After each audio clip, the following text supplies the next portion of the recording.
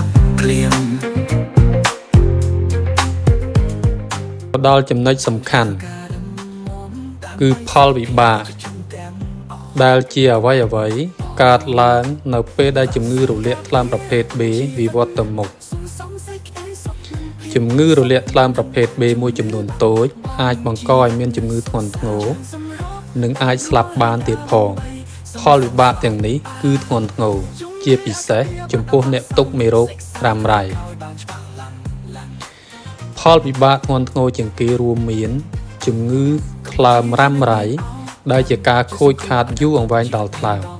ហើយវានឹងនាំទៅរកផលវិបាកផ្សេងទៀតផលវិបាកសំខាន់ទាំងនោះមានដូចជាការកើតទាញទឹកដែលហើមពោះដោយសារមានទឹកក្រិនថ្លើមដោយសារសភាពថ្លើមឡើងរឹង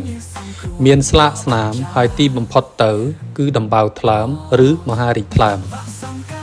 ផលវិបាកទាំងនេះគឺបង្កឡើងជាពិសេសចំពោះមនុស្សដែលមានផ្ទុកមេរោគរ៉ាំរ៉ៃដូច្នេះការតាមដានសុខភាពជាប្រចាំគឺជារឿងចាំបាច់បំផុត